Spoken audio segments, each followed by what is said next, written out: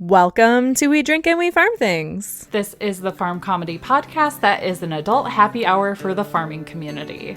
We drink adult beverages, talk about the ups and downs of farming things, and give zero clucks about not having the perfect farm life. We keep it real with you and share the mistakes we've made and what we've learned so you can feel less alone in this farm thing. We drink things, we farm things. We drink and farm things. Oh, hey there, Sam. Oh, hey there, Bev. I'm glad there's a screen between us. Otherwise, I would have your beer on me. You definitely would have. That one opened just a tad violently, and that was not by my doing. Oh my God, there's beer speckle on everything over here. That means it's going to be a great episode.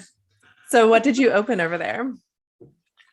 So I opened a Sam Adams Oktoberfest. Oh, hey. And you'll figure out why we're so excited about that in a few minutes. But I did open it, but I poured it very poorly. And there's so much head on this. I poured mine a little better. Look, mine looks like an Oktoberfest beer. It does. It does. But what is yours? So mine is a Petoskey Brewing Horny Monk. Oh, yes. I could not find an Oktoberfest beer, but for some reason monks make me think of Oktoberfest. So I thought that was close enough. And Belgium is really close to Germany, right? I think. Yeah. Maybe. I'm not so good with the geography. Because I was looking at a map when we were doing research for this of Germany, and I was like, why did I not realize how close Switzerland and Poland was? I should know that. Oh, it's yeah. Pretty decent history there with Poland and Germany. So, yeah. I'm a little removed from my high school and college years, so that's my excuse. Yeah. A quick history lesson, or I guess geography lesson. Belgium is actually officially the Kingdom of Belgium, and it is its own country in Western Europe. And it's bordered by the Netherlands to the north and Germany to the east. So that should help. Yeah. That is very helpful, calibrating my brain to those locations. So mine too. Geography was never really my thing either. I never did well in it. I did pretty well. You probably had to do those maps in school where it was the United States and you had to fill in all the different states and where they were. Yeah. I usually would do pretty good with that, but world geography, I'm a little iffy on, especially Europe. There's just a lot going on over there. Our drink peep this episode is our friend and teammate, Katie Montgomery, and she is at Sticky Holler Farm over on the Instagram. So cheers, lady. Prost. There we go. So if you haven't figured it out by now, this dive bar, we are going to go over the history of Oktoberfest. Super excited about this. Generally, it happens around this time-ish of year. 2021 was canceled, as obviously 2022 was, but the reason they canceled it back in May was because if they didn't make the decision back in May to cancel it this year and continue to plan, they'd lose a lot of money and it would be really bad for their economy there in Munich. So they're hoping for 2022. We're going to link to some information about the 2022 festival. So if you want to go, definitely start planning now, but there are package deals where you can go for a couple days. And really, in my opinion, price, it's expensive, but for what you get, really not that bad. I was kind of surprised. Nice. So we haven't done a drunk history in a while. So I thought it would be fun to do a dive bar and be a little festive with our Oktoberfest. I like it. So we will link to our sources for you all to see in the show notes, so make sure you check those out. But we'll just start off with some basic facts. Oktoberfest is the world's largest folk festival and the most popular. Every Oktoberfest attracts millions of visitors, and I think one of the figures I saw was 6 million. Oh my gosh, that's a lot of people. Yeah, so I might have to fact check myself on that, but it is over 3 weeks, so it's not just a couple days. Okay. But very few people, including myself until we did research for this episode, know how Oktoberfest began or even who to thank for Oktoberfest as it's known today. So today we're going to change all of that, whether you like it or not. But I guess if you don't like it, you'll just stop listening. But it's really interesting. And I am very German. So this was just good information for me to know. And I had a lot of fun with it personally. Yeah. I'm very German also. My maiden name is German.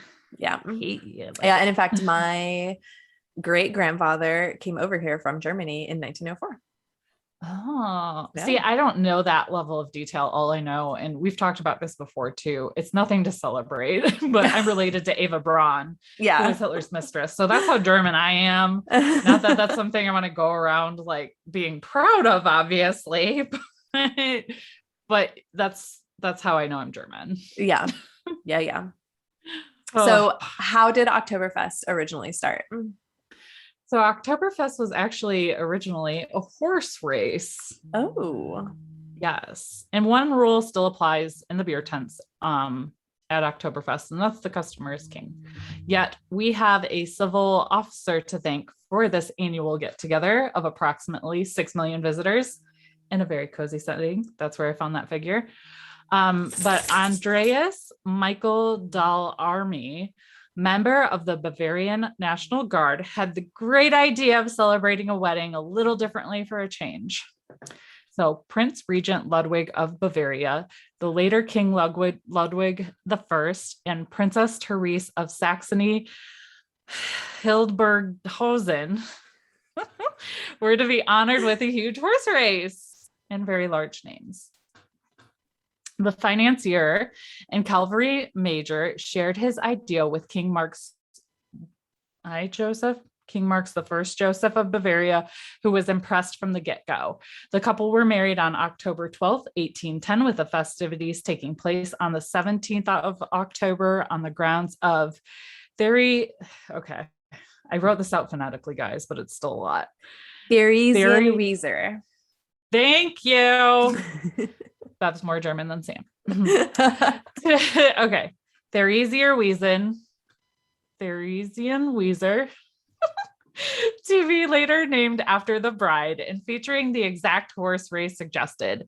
And even though there weren't any beer tents or fairground rides at the time, it marked the birth of Oktoberfest. And in 1824, Munich City awarded Andreas Michael Dahl Army the first gold citizens the first gold citizens medal for inventing Oktoberfest.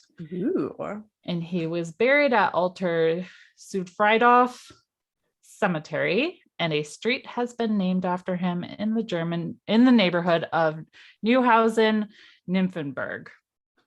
Man, I need to learn German. It's really not that hard. And when you listen to German pronunciations and read it, you're like, oh, okay, I see what they're doing there. But then when you're just reading it a day removed from listening to the pronunciations, it's a little like, I know this, but I don't. I need me some Rosetta Stone. I think you just have to sound really angry when you're pronouncing the German words, and that helps because you're supposed to like very hard enunciate certain things, and it's easier to do when you're really worked up. I think 999. There we go. That means no, in case anybody is curious. Doesn't know. So in 1810, a year after the wedding happens, everyone basically agreed that they wanted more of what Oktoberfest had. So without the royal wedding, the festival needed a new organizer, and that became the Landwirtschaftlicher. Yes. And the way I wrote it off, it sounds like shaft liquor. Yeah. Which sounds really dirty, but that's what it sounds like. So it's Landwirtschaftlicher. Okay. Something like that. But yes. And he is part of the Bavarian Agricultural Association. So there's the tie back to farming for those that were looking for that. Yes. And that is much easier to say. Yes. Bavarian Agricultural Association. It is. The newfound festivities created the perfect opportunity for the association to shine a spotlight on their own wares. And as was notorious at the time, one big historical event followed after another, which is why by 1813, the newly established Oktoberfest already had to be canceled for the first time on account of the Napoleonic Wars. Yes. That's right. That's the time period that we're in right now. A little podcast ghost walk. Yes, Right there we go. Yeah. So after the war, Oktoberfest was financed privately until the city's forefathers made the event a top priority in 1819. So just a few short years later, but I'm sure short years later. Yes. Yep. Probably felt longer. And even in the uppermost circles, the news had arrived that Oktoberfest was guaranteed to draw a crowd and that it would generate a wealth of revenue and should therefore be celebrated annually. So that's why we do it every year. So now we're in 1850, and there was another event that was really worth celebrating. The statue of Bavaria, guardian of Oktoberfest and symbolic figure of Bavaria state, was unveiled and dedicated a place in the Hall of Fame. But this historical highlight gave way to some more challenging years. War and cholera provided many things, but festival spirit was not one of them. It was another couple of decades until the time came for the Oktoberfest institution as we know it to kind of really rev up. But in 1881, the first roasted chicken outlet opened, and traditional chicken continues to be served to the hungry Oktoberfest visitors to this day. In the late 19th century, Oktoberfest continued to develop into the festival that is kind of what you expect to experience today. Booths and carousels with electrical lighting appeared and performers came, and due to the increased demand of the brewery set up huge beer tents with musicians instead of their usual small beer stalls. People wanted big ass beers, man. I mean, that's what Oktoberfest is about, right? It is now. And I was looking on the website too, because they list out what the beer will cost you. And the euro to American conversion for one of those big steins that you're going to get was like $13. Oh, that's actually not that bad when you think about it. Like, I'm pretty sure I paid $15 for a beer at a baseball game, and not a fancy beer and not a big one. Right. So if you're looking to get a little crunk, as the kids probably don't say anymore, at Oktoberfest, make sure you save your pennies and just kind of expect to pay between 13 and 15 American dollars for a big beer. Yeah. So now we know that it has taken a while for Oktoberfest to kind of ramp up to the festival that we now recognize it as today. In 1910, to mark the 100th anniversary of Oktoberfest, 12,000 hectoliters of beer were poured at the Shore Brewersaal, the huge festival tent that seated 12,000 people at the time. And every year, new and more exciting rides have been appearing at Oktoberfest. And in 1950, the mayor of Munich, Thomas Wimmer, tapped the first keg in the Schottenhamel tent for the first time. And ever since, it has been customary for the mayor to kick off Oktoberfest. And the famous words, "Utzapt," have gained cult status over time. I believe that means it's open. Oh, I didn't think to translate it. Yeah, when I was looking around, so that is their opening festival. Oh, okay, that's pretty really cool to see. Yeah, that would be. So, like we already said, today Oktoberfest is the world's largest folk festival, and it draws around 6 million people annually. And every year it breaks new records from the quality of the beer consumed through the amount of chicken devoured. So beer and chicken, two things synonymous with Oktoberfest. And in 2005, a quiet Oktoberfest was introduced to make the world's largest folk festival more attractive to families. So basically, real Oktoberfest was too rowdy for the little ones, so they made quiet Oktoberfest, which it has children at it, so it's probably really not all that quiet, but maybe it's a little less rowdy in a raunchy less sort of drunk. way. Yes. There we go. There we go. Business owners are only allowed to play party music after 6 p.m. And they can only play Bavarian brass band music prior to that time. So basically, during the quiet Oktoberfest, they make it more like traditional and not so party. Family friendly, less wenchy and rowdy. Yeah. So the history of Oktoberfest continues to be reborn in the most wonderful of ways. In 2010, to mark the 200th anniversary, in addition to regular Oktoberfest, there was a historical festival that took place in the south part of Theresienwiese, which was to remind festival goers of the festival's history. So basically, Oktoberfest sprouted an offshoot Oktoberfest that's more historical. Yeah. So it's like the Renaissance Festival of Oktoberfest. Yes, exactly. And that festival has lots of family friendly programming, but also lots of cultural activities. And there's horse racing at it, which is what this whole sprouted from to begin with. And they called it Oidewiesen. That is the name for the historical Oktoberfest. And it was so successful that it's taken place every year since. And the inhabitants of Munich in particular fell in love with their Oideheisen so much that it only takes a year off if the Bavarian Agricultural Fair, which takes place every 4 years, happens to be on at the same time. So basically the Oidenfest doesn't happen if the Bavarian Agricultural Fair is happening. So there you have it. Yes. So like we said at the beginning, Oktoberfest was canceled for this year, but it is scheduled for next year. So fingers crossed. And that'll take place Saturday, September 17th at noon. And it runs through October 3rd. So now you might be asking, it's mostly in September. Why is it called Oktoberfest and not Septemberfest? I ask this all the time. Well, I'm going to give you a little bit of a knowledge bomb here. All right. So the majority of the 16 to 18 days of Oktoberfest does take place in September, not October. The name comes from the history of the Wiesen. The occasion for the first Oktoberfest in 1810 was the wedding that we mentioned at the beginning of the episode. On October 12th, 1810, the festivities began and ended on October 17th with a horse race. Since, obviously this is so well received and it's kind of exploded to 6 million people a year showing up, they had to extend it and they brought it forward into September, mostly because of the weather. Makes sense. Yes. Mm-hmm. Yes. So in Munich at the end of September, it provides a pleasant, mild, and what they call an Indian summer, which is true Oktoberfest weather.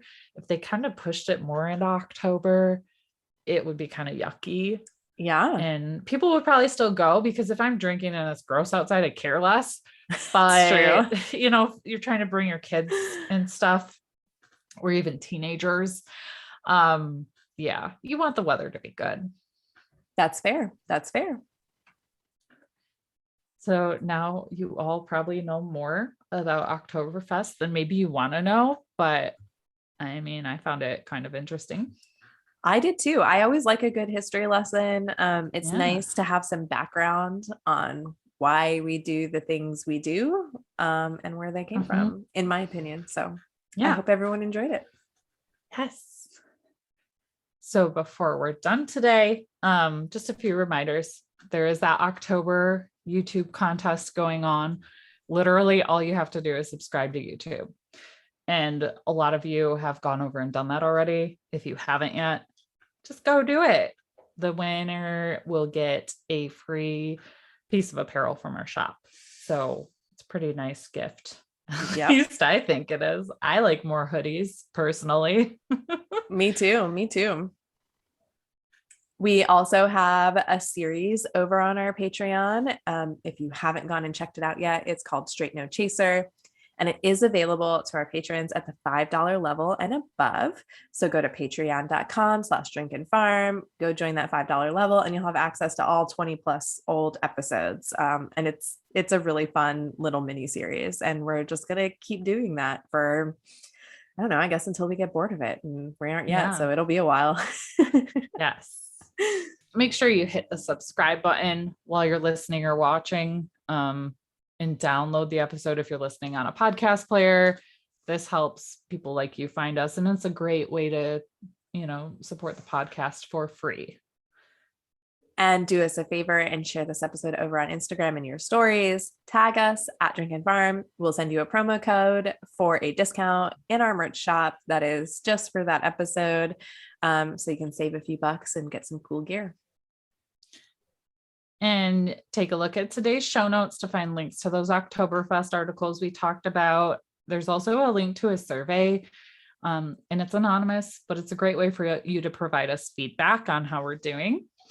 And there's also links to our social media and our merch and all that fun stuff too. Yep. So that's it. That's everything we know about Oktoberfest. Yes. If you've been to Oktoberfest or have some fun facts that we missed, please share those over on our Facebook group, We Drink and We Farm Things, because with our German heritage, we would really like to know those things. Yes, we would. Yes. But yeah, maybe we need to talk to the people at Oktoberfest and get sponsored so we can do a field trip to Oktoberfest. Drink and Farm Oktoberfest. I think Woo-hoo! everyone is going to be in on that. Yes. All right, we'll go work on that. But until next time, Drink, farm, and give zero plus. We drink things, we farm things. We drink and farm things.